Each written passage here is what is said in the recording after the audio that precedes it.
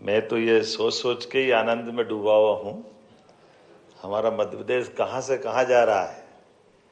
वैसे तो मध्य प्रदेश के लोग कम होशियार नहीं है, लेकिन अभी कमी पड़ी तो जर्मनी से भी बुला लिया है।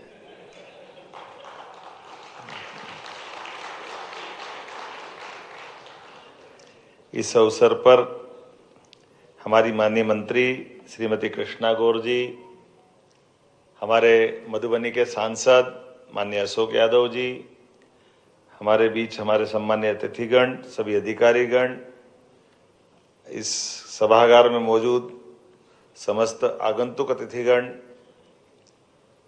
पत्रकार साथियों, भाइयों बहनों और सोलर परिवार के भावी माननीय सभी सदस्यगण, यहाँ अभी सूर्य देवता की 7 घोड़ों की सवार वाले रथ के साथ प्रतिमाएं भेंट की गई है।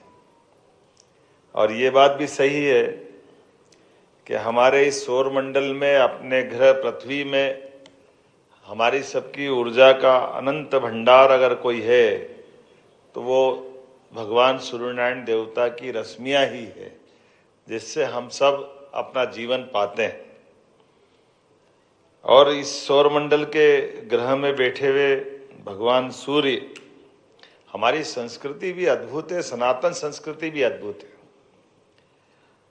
हमारी कोई भी पूजा, कोई भी धार्मिक अनुष्ठान सब दीप प्रज्वलन से होते हैं। और दीप प्रज्वलन करने का कारण क्या है ये भले ही मालूम नहीं हो, लेकिन दीप प्रज्वलन का सिलसिला है। और ये दीप प्रज्वलन सीधे सीधे हमारी सूर्य की उस स्थिति के आधार पर हमारे प्रकाश से जीवन मिलता है, उसकी ये एक। और इसीलिए जो दीप मालिका, ये 5 महाद्वीप, 7 महाद्वीप, इसलिए हर महाद्वीप में भी आलोकित रहे, उस भाव के आधार पर। और जैसा कि हम रिफ्लेक्शन पाते हैं चंद्रमा से, वो भी सूर्य देवता के कारण ही है, उससे आगे कुछ नहीं है। हमारे लिए परमात्मा की कृपा है। इस ऊर्जा के भंडार में जब सूर्य तरफ देखते हैं तो कई बार आजकल बड़े अच्छे फोटो लगे हैं कई कई घरों में 7 घोड़े दौड़ते हुए। और 99% लोगों से मैं देखता हूँ कि 7 घोड़े काहे के लिए दौड़ रहे हैं। बोले नहीं, घोड़े अच्छे लगते हैं इसलिए लगा लिए हमने कहा ये घोड़े लगा लिए अच्छी बात है, लेकिन वो घोड़ों के पीछे ध्यान में नहीं आता कि सूर्य देवता भी वो उदयमान हो रहे हैं। पूरा चित्र तो उससे बनता है। तो हमने वो सुबह के सूर्योदय के दृश्य को अपने सामने लाने के लिए वो आजकल चित्र मिलते हैं बहुत अच्छे से। उन चित्रों के आधार पर सूर्य से हमको ऊर्जा मिलती है, इसलिए वो हमारी उस भाव का प्रकटीकरण है। लेकिन ये बात सही है कि आज बदलते दौर में जब से बिजली का उत्पादन शुरू हुआ और बिजली के आने से पूरी दुनिया का कैसा काया पलट हुआ है, लेकिन आदिकाल से हमारे यहाँ ये सूर्य की, चंद्र की पूजा, नवग्रह मंडल की, खगोल की ये जानकारियाँ कितने हजारों लाखों सालों से रही है। हमारे ऋषि मुनियों ने अपनी नंगी आंखों से, अब तो टेलीस्कोप आया, कब गैलीलियो आया, कब देखा, लेकिन ये सारे ग्रहों की रचना उनने अपने आप में निकाल के हमारे सामने बता दी। इतना ही नहीं, इसके मामले में वैसे कभी और लंबा विषय निकल जाएगा। अदरवाइज इनकी सबकी गति भी, कौन किसकी परिक्रमा करता है। हमारे पश्चिम के कई सारे वैज्ञानिकों को तो मृत्युदंड मिल गया, पृथ्वी परिक्रमा करती कि सूर्य करती, इसी में कंफ्यूजन था। कोई पकड़ के बैठा कि नहीं पृथ्वी की परिक्रमा सूर्य करता, और अपन ने, हमारे ऋषि मुनियों ने बताया कि पृथ्वी सूर्य की परिक्रमा करती है, चंद्रमा हमारी परिक्रमा करता है। ये जो अपने गुरुत्व के पीछे छिपा हुआ गुरु और गुरु के पीछे भाव के हर बड़ा छोटे को आकर्षित करता है, और इसलिए वो उसकी परिक्रमा करके अपने आप में ये गुरु का हमारा मूल तत्व की तरफ ले जाता है। इसलिए आज के इस दौर में जब सूर्य की हम बात करते हैं तो सूर्य से पाने वाली अनंत भंडार ये ऊर्जा, जिसको हम अपने सोलर एनर्जी के कारण से स्मरण कर रहे हैं, मैं अपनी ओर से बधाई देना चाहता हूँ इस नाते से भी कि हाँ, हम अपने मध्य प्रदेश राज्य को आज ऊर्जा संपन्न बना करके सरप्लस बिजली से यहाँ की बिजली से दिल्ली की मेट्रो ट्रेन भी चलवा रहे हैं। हमें इस बात का आनंद है, ये हमारे लिए सौभाग्य की बात। दिल्ली की मेट्रो नहीं चल रही है, कई के घर की बिजली जल रही है, अपने राज्य में भी और राज्य के बाहर भी। और अलग अलग प्रकार से जब से यशस्वी प्रधानमंत्री आए, उनने कई सारे क्षेत्र में हम सबकी मदद भी की है। पहले तो मैं उनके 11 से जोरदार अभिनंदन करें यशस्वी प्रधानमंत्री के लिए, श्रीमान नरेंद्र मोदी जी, जिनके शासन के सभी क्षेत्रों में कौन सा क्षेत्र कम पड़ता है, और ऐसे सारे निर्णय भी उनने किए जिन निर्णय के कारण से हमें गर्व है कि हमारे यशस्वी प्रधानमंत्री दुनिया के सबसे बड़े गणतंत्र के सबसे बड़े नायक हैं, जिनके माध्यम से आज बदलते दौर में दुनिया को चमत्कृत करने वाले देश के नाते से भारत की पहचान बन के दिखाई दे रही है। और भारत ने भी किस किस क्षेत्र में क्या क्या उन्नति नहीं की है, बड़ा अटपटा भी लगता है, लेकिन अभी लगता है बदलते दौर में कैसी स्थिति बन रही है। जब हमारे अपने यहाँ पर आज बिजली के उत्पादन की बात आ रही, तो बिजली के उत्पादन से लगा करके बिजली के उत्पादन के तरीके में भी हमारे पास आमतौर पर ये बड़ा सौभाग्य की बात है कि मध्य प्रदेश नदियों का मायका है, इसलिए हमारी अलग अलग प्रकार के हाइड्रो परियोजनाओं के माध्यम से बिजली बहुत उत्पादित होती थी। उससे सिंचाई का इलाका भी बढ़ा और बिजली उत्पादन भी हो गया। लेकिन इसके साथ साथ अब विंड एनर्जी, सोलर एनर्जी, और सोलर एनर्जी में भी जैसी अपनी रचना बनी, वाकई मध्य प्रदेश का इस समय का जो समय चल रहा है यशस्वी प्रधानमंत्री के आशीर्वाद के माध्यम से, अभी तो हमारी उत्तर प्रदेश सरकार से जो योजना मिलकर बनी है वो कितनी गजब बनी। हमारे यहाँ मालूम है कि जब हमारे यहाँ सिंचाई का मौका आता है तो उत्तर प्रदेश में वो दौर निकल जाता है, और उनके यहाँ सिंचाई का मौका आएगा तो हमारे यहाँ आराम करते हैं जब वर्षा काल रहता है।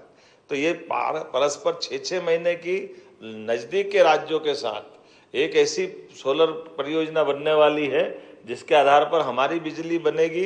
तो जब बिजली को उपयोग करना यूपी को तो यूपी कर ले, और जब यूपी का काम खत्म हो जाए तो हमारे यहाँ चालू कर दे। तो ये अपने आप में बड़े अच्छे प्रयोग हैं, जिसके आधार पर कहाँ राज्यों को लड़ने वाला दौर था, उत्तर प्रदेश, मध्य प्रदेश, कहाँ की पुलिस कहाँ घुस गई, न कहाँ के डकैत कहाँ घुस गए, पता ही नहीं चलता, कितने नाटक चलते थे। अब आपस में मिलजुल करके नदी का पानी का बंटवारा भी कर रहे हैं, बिजली का भी हिसाब किताब लगा रहे हैं। ये परस्पर राज्यों के बीच में भी संबंध अनुकूल और सौहार्दपूर्ण होना चाहिए। कितने प्रकार से माननीय प्रधानमंत्री जी प्रेरित करते हैं, और ये हमारे भी राज्यों के ऊपर निर्भर करता है। आज हमारे लिए मध्य प्रदेश का नदी जोड़ो अभियान में राजस्थान, महाराष्ट्र, उत्तर प्रदेश तीनों के साथ नदी जोड़ो की योजना पे काम हो रहा है। बिजली उत्पादन की मैंने बात की है, और हमारे में से भी ये जो कुसुम ए, कुसुम बी, कुसुम सी, ये क्या कमाल कर रहे हैं। सूर्यनारायण देवता भी ऊपर से आशीर्वाद दे रहे हैं, और हमारे लोग भी दिमाग तेज चला रहा है सब दूर से आगे बढ़ने के लिए। क्या रास्ते निकले हैं। हमारे पास अपनी आय के साधन को स्वच्छता के आधार पर, शुचिता के आधार पर बढ़ाते हुए सरकार की भी मदद कर रहे हैं। और जिस प्रकार से अब ये जो नया नवाचार चलते हुए बिजली की जो आगामी खपत बढ़ती जा रही है, और खपत के आधार पर हम एडवांस तैयारी कर रहे हैं। उस एडवांस तैयारी के भी अलग अलग रूप, अलग अलग प्रकार है। उन प्रकारों में से जो जिस ढंग से बात बताई गई है मुझे, कि अब तो दिमाग इतना अच्छा चल रहा है कि सब्सिडी के अलावा भी कोई ज़रूरत नहीं, भैया रहे तो तुम्हारे पास, हमारे देसी में थोड़े महंगे पड़ते तो बिना सब्सिडी के भी कर लेंगे। दोनों का हिसाब भी जोड़ लिया, इधर 1 करोड़ 10 लाख की सब्सिडी मिल रही है, तो बिना सब्सिडी का 85 लाख में भी काम चला लेंगे, क्योंकि बिजली ज़्यादा कमा लेंगे, वो ज़्यादा बना लेंगे। हिसाब तो अच्छा लगा लेते हैं अपने लोग भी। तो ये दोनों तरफ से जोड़वा की जो चल रही है, ये अपना शुद्ध हल्दी का खाने में जो खाते हैं दिमाग अच्छा चलाते हैं। मैं मान के चलता हूँ कि कैसे भी करके बिजली के उत्पादन के मामले में ये जो व्यक्तिगत रूप से लोगों को जोड़ने का जो अभियान चला है, क्योंकि आय बढ़ रही है, और आय बढ़ने में कितनी अच्छी बात है। कुछ नहीं है, ऊपर अपन ने प्लेट लगा ली, नीचे भले वो अपना अनाज का भंडार बना लो, अपने पास सभी प्रकार के सब्जी और कई प्रकार के फल फूल की खेती कर लेते हैं। कितने प्रकार हो गए। और यूं तो 2 विभाग आमने सामने रहते हैं, लेकिन हमारे दोनों विभाग इस मामले में एक दूसरे को मदद करते हुए, बनाओ कैसे भी बिजली बनाओ, तुम भी भेजो और हम भी बांट देंगे अपने आप में, तुम भी सुखी और हम भी सुखी। इधर से उधर तक दोनों का, हमारे दोनों मंत्रियों के माध्यम से अद्भुत योजना बनी। और जैसे कि बताया गया है, 2 मेगावाट, 1 मेगावाट, 3 मेगावाट, और पूरे प्रदेश को फ्री कर दिया। आमतौर पर बड़े बड़े लोग आते थे, बड़े बड़े प्लांट लगाने की बात करते, 100 मेगावाट, 200 मेगावाट, दिल्ली बैठ जाता धप करके 2000, 5000 करोड़ रुपए। लेकिन आपने 5 करोड़ से भी शुरू करके 1 मेगावाट वालों को भी जोड़ा है। और इसमें कितनी अच्छी बात है कि हमारे पास ऐसी जमीन, जिस जमीन का हमारी सिंचाई से संबंध नहीं हो या एक्स्ट्रा हो, या हम उसका और भी मल्टीपर्पज उपयोग करते हैं, वहाँ पर भी हम अपने प्लांट को लगा सकते हैं। ये सभी प्रकार से उबड़ खाबड़ हो, बंजर हो, पहाड़ी पे हो, कहीं ऐसी वैसी नदी के किनारे की हो, कुछ ऊंची पर कर पानी का भराव जहाँ नहीं निकलता हो, डूब की जमीन हो, कैसी भी जमीन चलेगी। और मेरे को तो बम्बई के एक अच्छे व्यक्ति मिले थे, उन्होंने तो और तेजस्वी तरीका लगाया। उन्होंने कहा मेरे पास तो डबल पावर है, तो डबल तरह से सोचता हूँ। अब मैं सबके बीच बोलूँगा तो अटपटा भी लगेगा, लेकिन उन्होंने विचार किया कि इन्वेस्टमेंट भी कर दिया और ऊपर से सोलर पंप भी लगा लिया। तो आम के आम गुठली के दाम, बोले कोई बात नहीं, जब तक सोलर चलेगा जब तक सोलर, नहीं तो तब तक जमीन की कीमत बढ़ जाएगी। तो मेरा परवर ही काम हो गया।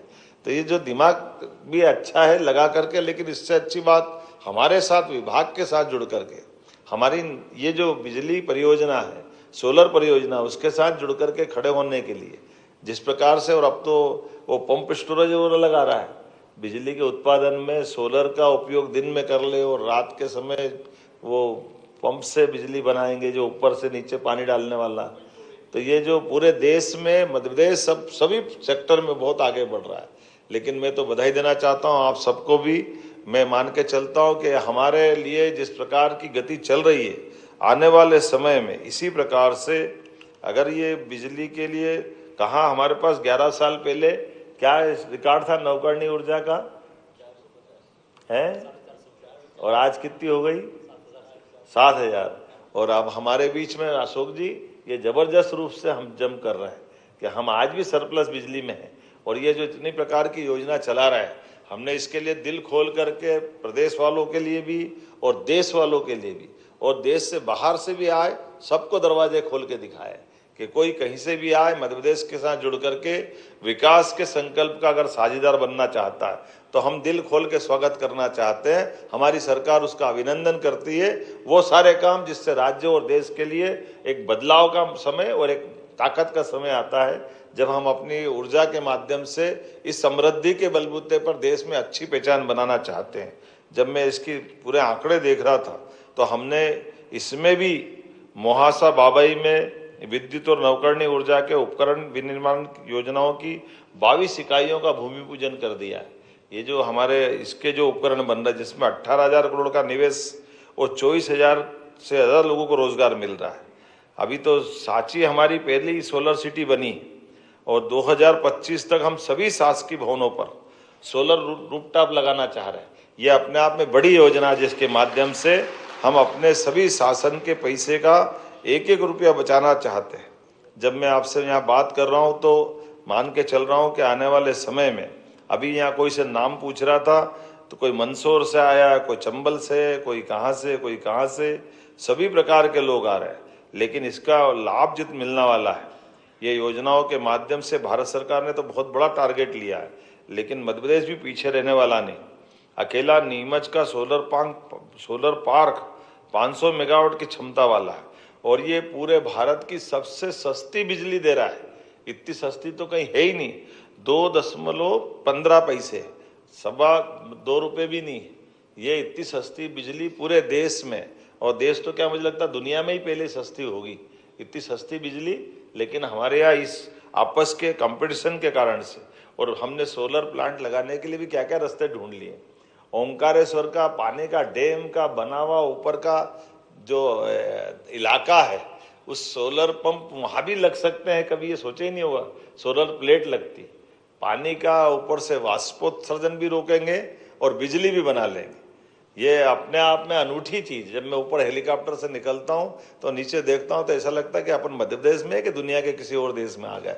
ये बदलते दौर का अपना मध्य प्रदेश, इतनी अच्छी प्रकार से क्या आपने फ्लोटिंग सोलर प्रोजेक्ट को काम किया है। मैं बधाई देना चाहता हूँ, पहला चरण भी पूरा हो गया और ऊर्जा का उत्पादन भी शुरू हो गया। ऐसे ही वो मृग मरीचिका हम केवल राजस्थान में सुनते थे, लेकिन जब रीवा से ऊपर उड़ते तो ऐसा लगता पानी पानी भरा है, फिर नीचे देखते पानी है कि क्या है, तो ध्यान से देखो तो वो सोलर की प्लेट लगी रहती है। इतना दूर से आनंद आता देख देख के चारों तरफ से। लेकिन ये जो बदलते दौर में मध्य प्रदेश ने जो गति पकड़ी है, इसके माध्यम से आज हमारी जो क्षमता बढ़ती जा रही है, 15 गुना तो हमारी नवकरणीय ऊर्जा क्षमता में बढ़ गई, जिसमें सोलर एनर्जी 48% है और पवन ऊर्जा में 19% की ग्रोथ आ गई है। वर्तमान में राज्य में 9,300 मेगावाट से अधिक नवकरणीय ऊर्जा के हमारे प्रोजेक्ट चल रहे हैं और रीवा अल्ट्रा मेगा सोलर परियोजना तो विश्व बैंक और हार्वर्ड यूनिवर्सिटी को भी केस स्टडी के रूप में ले रहे हैं कि ये इतना अच्छा काम कैसे हो सकते हैं। मैं मान के चल रहा हूँ कि आज पूरे विश्व में जब इस तरह की कई सारी चीज़ों से सीख मिलती है, मध्य प्रदेश ने अपनी ऊर्जा के क्षेत्र में अक्षय ऊर्जा भंडार में अपनी जो आहुति देने का संकल्प लिया है, मैं बधाई देना चाहता हूँ। जैसे एग्रीकल्चर इंफ्रा फंड में 7 वर्षों तक इसमें बैंकों से भी 3% ब्याज की छूट मिलेगी। ये एक व्यापार का भी रास्ता है और देश और प्रदेश सेवा का भी रास्ता है, अपनी अगली पीढ़ी के लिए भी और वर्तमान की दृष्टि से भी। और ये तो आप ब्याज का दे रहे हो, मुझे मालूम पड़ा कि इनकम टैक्स की दृष्टि से भी सरकार मदद करती। कई प्रकार से ये एक ऐसे रास्ते हैं जिन रास्तों से हम अपने खुद को निवेशक के रूप में भी ला सकते हैं और 25 साल तक हम एग्रीमेंट करते हैं। आज जो रेट डिसाइड कर लेंगे वो 25 साल मिलेगा। ये बड़ा जोरदार मामला है। कई सारे लोगों का जो पुराने समय 15-16 रुपए ले रहे थे आज भी देना ही पड़ रहा है, क्योंकि एग्रीमेंट का सवाल है। लेकिन इसके माध्यम से हमने अपनी जो साख बनाई है उस साख का सवाल है। तो ये आज के समय में इस बात के लिए जितनी जल्दी जो लोग लाभ ले लेंगे उतने वो भाग्यशाली होंगे। आने वाले समय में ये कहाँ तक जाएगा मुझे मालूम नहीं है, लेकिन ऐसे नवाचारों के बलबूते पर जिससे भविष्य में देश की सेवा हो, प्रदेश की सेवा हो, मैं अपने सभी निवेशकों का भी अभिनंदन करता हूं। और वास्तव में इसका जो लाभ बताया गया वो लाभ हमारे लिए केवल अपने लिए नहीं, किसानों की भी जीवन शैली बदलने के लिए। जब बिजली रात में मिलती है तो रात में जगने वाला किसान दिन की जीवन शैली में बड़ा बदलाव लाता है, लेकिन इससे अपने दिन में ठाठ से उठे और खेती का काम कंप्लीट कर ले और सूर्योदय के साथ अपना आराम करे, बाकी जो काम करना वो भी करे। ऐसे ही ना अशोक जी, क्योंकि दिन की जो खेती होती है उसका आनंद ही अलग रहता है और रात में पता नहीं सांप बिच्छू कोई घूमते रहते, कई बार दिक्कत होती है, उस सबसे भी झंझट फ्री हो जाते हैं। इसी प्रकार से हमारे लिए खेत के काम के साथ साथ कोयला आधारित बिजली के स्थान पर सोलर ऊर्जा से हमारे अक्षय भंडार कोल भंडारों में भी मदद मिलेगी। साथ ही साथ हमारे लिए खासकर सब्सिडी के मामले में भी राज्य सरकारों के लिए जिस प्रकार की दूसरे लोड पड़ते हैं, सोलर एनर्जी एक बार लगाने से बड़ा लाभ मिलेगा। मैं अपनी ओर से एक बार फिर सभी मित्रों को बधाई देना चाहता हूं। और अब हमारी सरकार ने तो एक काम और किया है कि हमारे किसानों के लिए भी अभी लगभग 2 लाख हमारे टेम्परेरी कनेक्शन के और 30 लाख परमानेंट कनेक्शन वाले बिजली वाले सारे किसान अपने राज्य में बिजली का उपभोग करते हैं। वो हमारी सिंचाई के संसाधनों में इन बिजली के उपभोक्ता बनकर के विभाग के साथ अपना एक संबंध बनाते हैं। लेकिन हमारी सरकार माननीय हमारे सभी आगंतुक अतिथियों को बताना चाहेंगे, हमारी सरकार ने तय किया कि धीरे धीरे करके किसानों को भी उनके पैरों पे खड़ा करते हुए ये बिजली के बिल से भी छुट्टी दिला देंगे। अभी तो हमारी सरकार लगभग ये 60,000 के आसपास का उसको 5 हाउस पावर का कनेक्शन पड़ता है। ऐसे में हमारे द्वारा 7,500 रुपये उससे लेते हैं, 52-53 हजार रुपये की सब्सिडी हम उसको देते हैं और उसके बलबूते पर 18-20 हजार करोड़ का साल का हमारे बजट पे लोड पड़ता है। हमने कहा कि आने वाले समय में इससे भी झंझट फ्री करके ये 18-20 हजार करोड़ हमारे राज्य के विकास के मामले में लगाएं और किसान पे भी जो लोड पड़ता है, किसान को अगर उसके हाथ में बिजली के उत्पादन की क्षमता देते हुए उसकी समृद्धि लाना है तो जो 7,500 रुपये लेते वो भी बंद कर दे। इसलिए सोलर पंप की प्लान बनाया। मैं विभाग को बधाई देना चाहूंगा कि आने वाले 3 साल के अंदर ये 32 लाख कनेक्शन लगाने का ये जो संकल्प किया है वाकई ये अद्भुत है, जिसके माध्यम से अब बिजली के बिल से भी छुट्टी हो जाएगी। किसान अपनी खुद की बिजली उत्पादित करेगा, अपनी खेती खुद की करेगा और उसके साथ साथ वो अपने पैसे बचा करके समृद्धि भी लाएगा, लेकिन विभाग और आगे बढ़ के बात कर रहा है। अब कोई मीटर ऐसा भी लगाएंगे, अभी तक तो वो हमसे खरीद करके मीटर से हिसाब लगा करके अपने को बिल पेमेंट करता था। आने वाले समय में किसान को हम बिजली के भुगतान के लिए पैसे देंगे, वो ज़्यादा बिजली अगर उत्पादित करेगा तो सरकार उससे खरीदेगी और सरकार के द्वारा किसान को नगद पैसा दे करके उसकी समृद्धि की कामना की गई। विभाग ऐसे सारे कामों में आगे बढ़ रहा है। मेरी अपनी ओर से बधाई देता हूं और उम्मीद करता हूं कि जिस प्रकार से आज का ये हमारा खास करके जिसमें 11 साल के पूरे होने के अवसर पर कल हमने अपने यशस्वी प्रधानमंत्री के 11 वर्ष पूरे होने के अवसर पर सांस्कृतिक कार्यक्रम करते हुए न केवल मोदी जी को बधाई दी थी, आज हमने कैबिनेट के माध्यम से भी कई सारी सौगातें देते हुए दिन की कैबिनेट भी माननीय मोदी जी के 11 साल के अवसर पर उनको समर्पित की है, जिसके आधार पर हमारी प्रेस और मीडिया को मालूम पड़ा है हमने अलग अलग क्षेत्रों में सरकार की योजनाओं का लाभ देते हुए, लेकिन उसमें सच्चे अर्थों में ये हमारा ये साल इसका और महत्व इस नाते से भी है कि स्वर्गीय भारत रत्न अटल बिहारी वाजपेयी जी की ये 100वीं जन्म शताब्दी चल रही है। ऐसे में अटल जी का उनका अपना भाव था और उनके जो शब्दों में था कि भारत की आत्मा सच्चे अर्थों में गांवों में बसती है। छोटे छोटे गांवों के अंदर गांव अपने पैरों पे खड़े हो जाए, उनके समृद्धि आए। ऐसे में अटल जी के भाव को स्मरण करते हुए यशस्वी प्रधानमंत्री ने वो सारी योजनाओं को लागू किए। अटल जी ने प्रधानमंत्री सड़क योजना लागू की थी, अब माननीय प्रधानमंत्री के माध्यम से स्वर्ण चतुर्भुज योजना, उन सारी योजनाओं को जो कांग्रेस के शासनकाल में बंद कर दी गई थी, उन सारी योजनाओं को न केवल पुनर्स्थापित किया गया बल्कि पुनर्परिभाषित करते हुए अब ग्रीन फील्ड और नए नए प्रकार के NH के और नए प्रकार के रोड निकाल रहे हैं। लेकिन उतना ही नहीं, एयरपोर्ट, मेट्रो, सभी प्रकार के सेक्टर में बढ़ावा देने के लिए। लेकिन सबके बीच में सबके लिए आखिर में जरूरत क्या पड़ेगी? कितना भी विकास करो, विकास की आखिरी कुंजी, आखिरी जान बिजली में आती। इसलिए बिजली उत्पादन जब तक हम नहीं करेंगे तब तक विकास बाधित रहेगा। हम सब संकल्प करें, सभी प्रकार की ऊर्जा के क्षेत्र में हम समृद्ध हों, अपनी भूमिका उसी प्रकार से निभाते रहें। मेरी अपनी ओर से सबको बधाई, बहुत बहुत धन्यवाद। भारत माता की जय।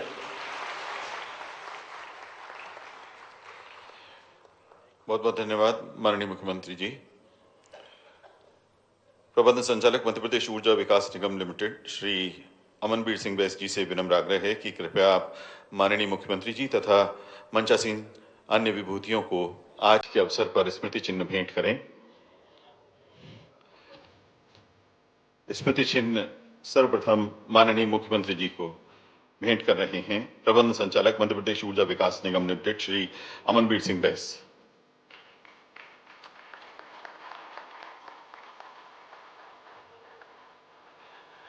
अब स्मृति चिन्ह माननीय मंत्री महोदय नवीन एवं नवकरणीय ऊर्जा विभाग श्री राकेश शुक्ला जी को।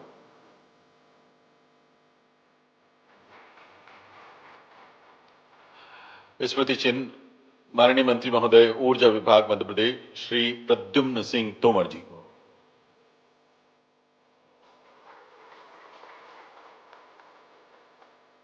माननीय मंत्री पिछड़ा वर्ग एवं अल्पसंख्यक कल्याण, विमुक्त घुमंतु एवं अर्ध घुमंतु कल्याण विभाग श्रीमती कृष्णा गौर जी को। हमारे बीच में पधारे माननीय सांसद बिहार से श्री अशोक यादव जी को।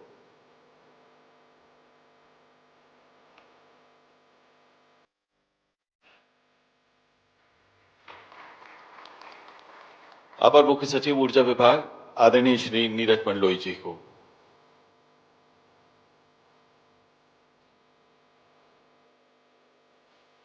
एवं प्रबंध संचालक Madhya Pradesh power management company limited Shri Avinash Lavania ji को।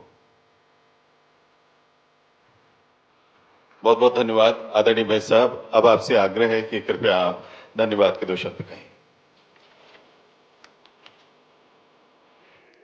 मैं धन्यवाद ज्ञापित करना चाहूंगा माननीय मुख्यमंत्री जी का, जिन्होंने आज हमें इस कार्यशाला में उपस्थित होकर इस योजना के क्रियान्वयन के संबंध में मार्गदर्शन दिया।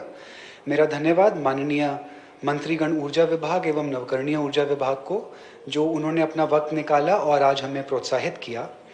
धन्यवाद ऊर्जा विभाग एवं नवकरणीय ऊर्जा विभाग के समस्त वरिष्ठ अधिकारीगण को, जिन्होंने आज हमें बहुत बहुमूल्य इनपुट्स दिए। इसके अलावा आयोजक टीम, जनसंपर्क विभाग एवं मीडिया बंधुओं को जो आज उपस्थित हुए। और सबसे अंत में मैं आप सभी विकासकों को यह धन्यवाद देना चाहूँगा।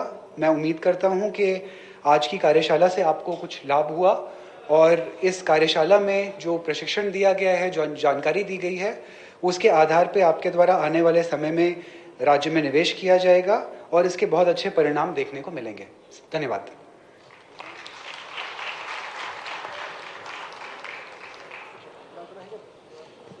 बहुत बहुत धन्यवाद।